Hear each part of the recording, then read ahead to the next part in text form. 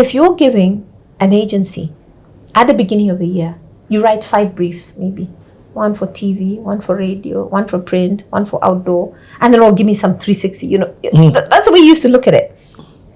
Do you know, for a client, in a day, one client, we could get 20 briefs in a day.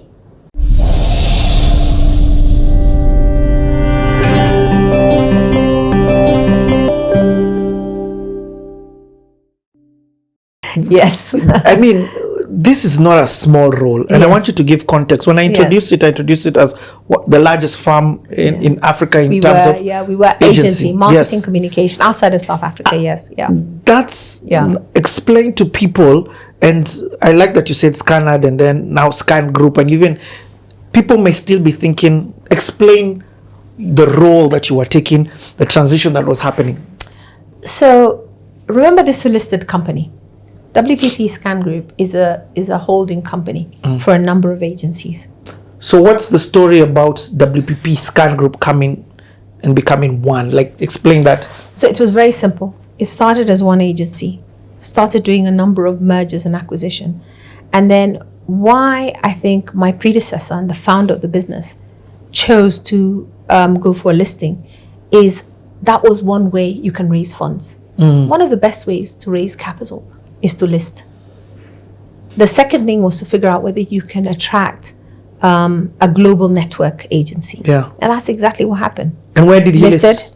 On the Nairobi Stock Exchange. Yeah, we're listed on the Nairobi Stock Exchange. So you raise a lot of capital. And in that raising, then the next stage came the fact that you've got this big global agency network taking a significant stake in you. Then they're able to do that. So we're part of WPP, which is, I think, probably now second with this new merger, will be second, third biggest global network in the world. Yeah, so that was why it was that is why it's the way it is. Okay. Now people always assume Scanned is WPP Scan Group. It is not. Scanned is just one of the agencies in the group. Exactly. It's only one of. So we have 2 creative agencies. Ogilvy Africa is the biggest one, actually. Ogilvy and MPESA, which later on became Ogilvy. So it's Ogilvy Africa. Yeah. And with a network across the region, office in Ghana, we have an office in Zambia, we have an office here, we have an office in Tanzania. So that is a big network. Scanned was in Kenya. Yes, to begin with. And it's a foundation and everything else. Chancery. At the Chancery. Yes, at the Chancery. Then, so we have the creative agencies. Then we have the PR and influence companies, which used to be Hill & Knowlton, H&K, but now is Bursons. That's a global branding name. And then we have the media agencies, which are collectively grouped under the Group M. Okay. Right? So Essence Mediacom being the biggest. Yes. Media Initiative, Wavemaker. Wow. Yeah, so it is a lot of disciplines and agencies under one holding company.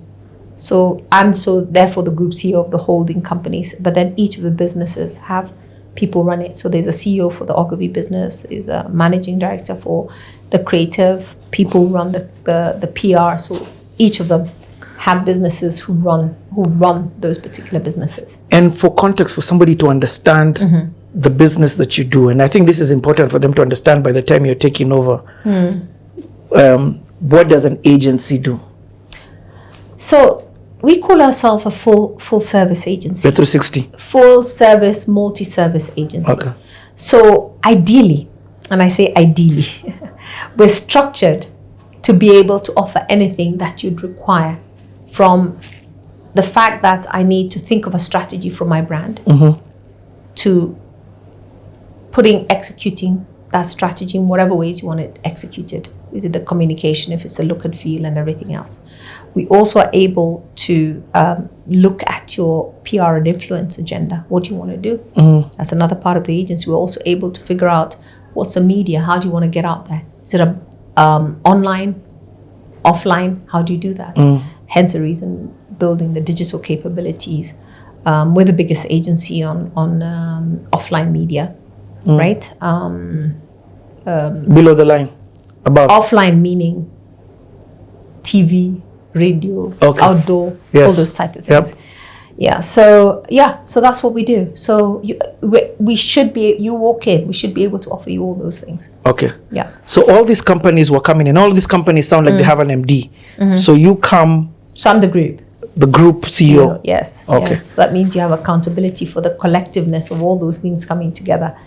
Yes. Wow. Yeah. And okay, now this is the tough questions that I was, just to show the madness of the role. In my world, in my Richie's world, I'm like, guys, this thing is dead that you're going to. In terms of advertising on TV, all of that. By the way, it's never going to die. Citizen is still always going to be the biggest. People are still going to have radio. People will still be there. They'll never.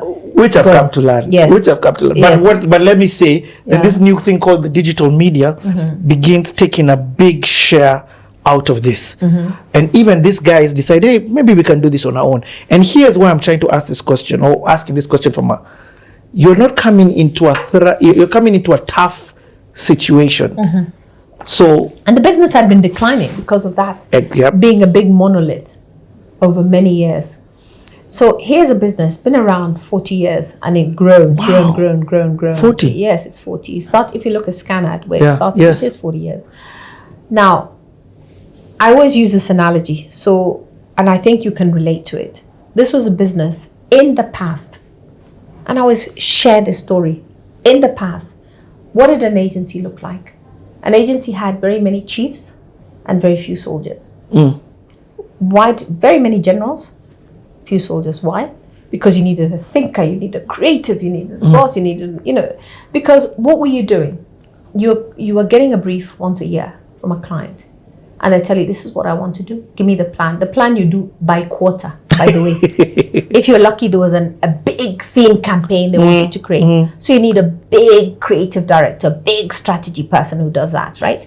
Then you need big radio guys who are going to... The only thing that you may do often is many billboard executions and then radio executions, which at some point the radio people came and took over because they were churning them out. And then your print ads and things like that. That's all you did. And so you needed these big thinkers who can have the look and the whatever. That has completely gone. Completely. I did an analysis of one account, and this is what I tell a lot of clients, and getting them to figure that shift in that thinking. Because it's also a shift in the thinking we have to do as an agency, and why we had to do a lot of reorganization, is that suddenly now, whereas you were getting that brief once a year, because I was a client for many years. I know what we used to do. We do the game planning, and then we tell you this is the thing, the plan, and we come and meet you, and how are we doing on that? And you'd be upset if maybe a few radios haven't been produced. Now, if you're giving an agency at the beginning of the year, you write 5 briefs, maybe. One for TV, one for radio, one for print, one for outdoor, and then give me some 360. That's the way you used to look at it. Do you know, for a client, in a day, one client, we could get 20 briefs in a day, because that is what digital is about. Right? You understand? I was looking just before Christmas, some of the briefs, somebody say, we haven't sent, no, you haven't done, where's the content guy? Where's the this, where's the that? And I'm sitting there and looking, those briefs are many, right? They see it as one brief. It's not. It is a brief for what am I going to tell there, what am I going to tell clients, what am I going to tell this, what is that, how is this going to appear there, what is that? In one day, you've given a brief on one aspect, one whatever, 10 briefs in a day. We'd never get that for a year.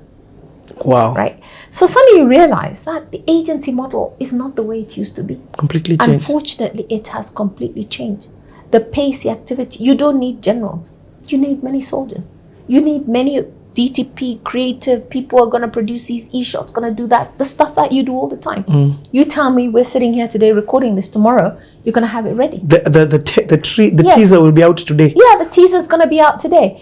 Now, in the past, when you did a big theme camp, by the time you did pre-prod, post-prod, I don't know what prod, that was 3 weeks before anybody saw anything. It doesn't work like that anymore. So if you don't shift and create that agility, that is why we're dying. And why is it you're getting the small agencies being able to do that? Because Patricia, and now AI, I'm going to talk about AI. Let's talk. I'm a great creator now. Because as a business also, we have a fantastic AI platform and studio, which everybody has. We had to force everybody to start understanding and learning AI. I started to train myself on it and everything else. And I love it. Because it's really becoming a better prompt engineer around it. And then look at what it churns out. And I remember when I first saw it maybe 2 years ago, you know, mouths would be here. You'd never get black people. Yes. Somebody have an eye that moves this way. You could never get cornrows on a person because, you know, black, it hadn't had enough so Will Smith history, whatever. Will Smith. Did you see the Will Smith spaghetti? Yeah, spaghetti. I mean, so I was saying at what point, but the learning is just so astronomical. I walked into a studio once in one of the teams, and I see this campaign, and it's a Tusker thing they were doing. And I looked at him like, oh my goodness, who was a photographer on that? I'm like, that is such good. And how do they get such great airbrushing? You know, because the people are perfect, nose lines, you know. And I'm like, and what location is that? I've never seen that bar. I mean, is that a bar? They told me it's all AI. Right? So the quality, because of the learning that's been happening as you put input more and more, has become incredible. And professional prompters. Yeah. So quite clearly, when we started to look at our model, I'm sitting there with this big admin cost as an agency, which is fantastic, great talent, but is also talent that may not be necessarily fit for. Some are, but we don't need all of you. Because now we need to balance that off and have a lot more of the guys who are doing execution. The guys who are going to sit there and change. The guys who are going to produce those t-shirts. The guys who are going to do all that. That is what matters. So what you're looking for is more the prompt. Then you're looking for the creative. You're looking for the guys with greater art direction because you know that is a layout. That's what you're looking for. So that is a model that we're going to go to. And so somebody asked me, I was doing another interview. They said, so does that mean there's not going to be a role for agencies anymore in the future? I said, I don't necessarily think so. Because the truth is, there still needs to be somebody who holds a strategy for a brand. When now, if we look at one of our products, Influencer, which manages influencers, if you are not guiding an influencer and letting them say and do whatever they want, whatever content, how does that speak to your brand? Right? So you still need the agents who are going to be the guardians, who are going to work with you to guard and guide. Yes? All these new mediums for communicating who you are so that you stay true to what you stand for. Otherwise, you'll be lost at sea. And how do they all become seamless? The influence, the paid, the unpaid, all those things, they all have to speak in some form. And whatever you say, TV is not dead. Yeah, it's not. Look at the impact of RMS and what they do. It's not going and away. And even they themselves have shifted. Yeah, they've also shifted. They've adapted. They've just changed TV to in the mode that they do it. Yes. And you can watch it now on anything. Exactly. I find my driver half the time Citizen Live. On Citizen Live, you know, and it's digital. That's what he's watching. The ads are still there. Yeah, the ads are still there. But then it's also how you project and how you transfer it.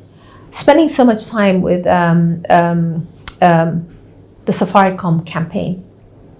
With Royal Media. So we're the integrated media agency for Safaricom, for example, in December, when they're doing the Sambaza, the promotion, the Christmas promotion. Why am I going blank on it? It's fantastic, Sambaza. And just seeing the power of going into those markets. The original roadshow things we used to do those days. So you tell yourself, you know, they still value. People still want to see things they still want to see things, yes, digital and all that, whatever. But when you come to me, they still have power. In fact, if you think of events, especially post-COVID, there are probably 10 times more events than there were pre-COVID. People have a more appreciation of going out. Exactly. To actual event spaces. Exactly, yeah. The face-to-face and everything else. So those are the things. And, you know, it is tough because you're coming in. You have to try and turn this around. Now, when you come in being listed, I sit down and say the toughest thing I think is being listed. Because when you're listed, it means it's like, the example is very simple. We all wash our underwear, right? But we might put it in a machine, you might wash, and you put it in the bathroom. When you're listed, you can't. You have to wash it outside, hang it outside. Everything has to be outside, you know. So you have to speak to everything. Wow. And being the only listed agency, that's where the toughness comes in, because now you have to speak to what you're doing. You don't know how the others are doing. They could be doing better, they could be doing, but nobody will ever know because they're not listed. They're not obliged to share the numbers. I'm obliged. to constantly share the numbers, share what we've done, share what we've gained, share what we've lost. And this is the first listed company you're running? Yes, it's the first listed company that I'm running, yes. And you're running it from the top. Yes. So, I mean, that is the toughest thing. Board. Yes. I have an amazing board, very good board. So now basically your shareholders are your employees? No, we have a lot of shareholders. Shareholders is WPP Scan Group, majority. The founder is also a big shareholder. We have another big shareholder and a lot of individual shareholders because we're listed on the stock exchange. Yeah. So what does that, I mean, you come in and immediately you're bad cop because you're coming in and you're changing the strategy. The first year you're coming, you're looking, you're under pressure, that you're being told, listen, it's no, this has to make money. You have to find a way of making money. Okay, look at your cost base. You can't have a cost base of that high. Where the revenue is coming from. And then you look at what you have and realize, yes, it's high. How much more business can we drum up? Everybody's margins are becoming narrower and narrower and narrower. I have a team who expect to be paid whatever. You can imagine even last year how tough it was. All these costs coming in, we know all the people are saying I need more money. Now if you increase it, you can't, because the revenue on the other hand is not coming. The math ain't mathing. The minute you go to a client, they're haggling and arguing and say they want the people, you're not delivering, you don't execute, so now if I bring more people but you're paying me the same, so you have to find ways to make it efficient. Right? And I think that's what we've been grappling with for the last few years. So I mean, I confidently sit down and say now, of my business now, 80% did well last year. It's 10% that is dragging everything down and eats and sucks into everything. So my biggest focus this year is fixing the 10%. The 10%. So it's been a journey, so that is it. But unfortunately, people hear the noise of the 10%, and when you see the overall result, you're going to see the 10% and the impact it's had on. So have you changed the trajectory of which the decline has been happening? No, it's not going to change, because overall, until we can fix that 10%, which is not growing, right? It still has enough power to drag everything. I get it. And so these are some of the issues that we face. I mean, last year I had to declare a profit warning, but that was not even because of that. It was more because of exchange issues with exchange. With the dollar changing. The dollar changing, because the year before we'd closed, we hold quite a bit of dollars. We hold a high amount of dollars. So now you're holding all these dollars. When we close the year, and it's a paper reporting. So you have got all these billions of dollars, 160. When we're coming this year, your heart is shaking, because whatever you do, it's 129, 130. Half a billion just walks out of your P&L just like that. Yeah. So these are the things and the reality. So the dollar amount doesn't change, but what changes the is the dollar value. is based on what you report. Yes. Because when you report, whatever money you have, it's you. You understand finance. You've run a business. If in December 2023, you had $100. When you report in Kenya shillings, the $100 was 170 shillings. Yes. Right? Wasn't it? $160. $100 was 16,000 shillings. Right? Now, when you came, you still have the same $100, but when you have to report to people and convert it to Kenya shillings, it's 13,000 shillings. So you've lost, just like that, 3,000 shillings paper, but it's still reporting. It's what you have to do. Yeah. So what? I mean, you wanted the top. You wanted the stretching again. Yes. But I think you went straight for the lava. Let me tell you. The first year was not as bad. I think the toughest year was last year. It wasn't. The first year was great because I was learning. Understanding learning. Second year is when I did the first big reorg. Now, have I done 3 years? Yes, I've done. Now everything gets foggy and fuzzy. The second year is when I did the big changes, 2023, when I did the voluntary exit. And that was a voluntary exit. Yes. I say everybody who left that year left voluntarily. They were not forced out. Nice. And they were paid very well. Yes. They get weren't the paid. exit package. And I didn't even pay statutory, which is 15 days. We paid a lot more than that. So, and that was for me. A lot of people kept saying, are you sure you want to do that? Are you sure you want to do that? I'm like, look, let's be fair. A lot of these people have been around. If you've been around the business a long time, let's be fair. whoa. I remember people coming back and turning around, but you're financing people to come and spend time beating you up. It doesn't matter. Life has a way of coming around. It doesn't really matter whatever way you say. So that was the second year. And then last year I did a smaller one, but the smaller one I did was only on one business. The business that I'm trying to fix. Okay. Right. It was a much smaller managed. So now I think for me, the big thing this year is pivotal. Yeah. And it's pivotal in that, given that all the others now are doing well, how do we make sure that at 10%, how do we fix it for growth and fix it ready for growth? That actually is my focus. And let me just ask one question. I feel like we're coming to an end, but before COVID, we can't ever skip COVID when we're having this kind of conversations. Yeah. COVID is a pivotal changer in very many different ways. Yes. I mean, right now you are having a meeting on everything now is, I love it. I love this virtual life. You can do so many more things. Because when you're saving time, meetings, yes, having to go. But the reality is, it's good for particular meetings. Yes. But for work, I think it doesn't work. For real? Yeah. It worked during COVID. Everybody thought they were dying. Yes. So they worked, or they thought they were going to lose their jobs. So they made the effort. As soon as we all realized we're alive and we're well, default setting went back, and some people understand the discipline of it, but many didn't. That's why a lot of business have gone back to full-time, getting people back full-time. Come to the office. Yeah, to the office. But let me ask, so now, I really like this, and maybe this would be my final question, just out of respect of your time.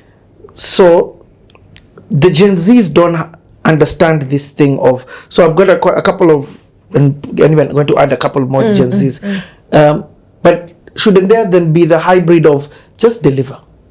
And that's what I'm rolling out now. That is the thing I'm trying to crack, where I sit down and say, listen, not everybody needs to be permanent and pensionable.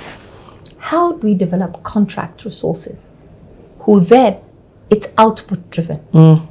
If you're permanent and pensionable, then you show up in the office. If you don't want to do that, it's contract driven. And that contract, you have deliverables and you only get paid when you do them. Now, how do you get a model like that to work? That is what I'm trying to crack right now. And I think that's what's going to be the answer. You're lucky in the way you do your business. You're probably able to do that. We were sharing how you can call on X and you call on Y and they deliver the stuff. But how do you do it in such a big organization like this in a structured way? But also, the big thing is we have clients. And clients demand confidentiality. They demand, the big thing is we have to secure the confidentiality of what they're doing. So there's also a limit, as you can't go to everybody in the street and tell them, do this for this, because you're going to have to share. Yes. Yeah, some of the private information. You have to share the proprietary and the proprietary work, right? The proprietary logos. Do you want everybody out there with a logo of your business and you don't know what they're going to do with it? You don't. Do you want everybody to know you can do that? No, you don't. So how do you manage it in a way that still secures the confidentiality and the integrity of your clients, but then recognizing that we're in a world where this gig economy has to work somewhere? And that for me is going to be my big crack this year. How do we crack that? Because that's what's going to give us the flexibility.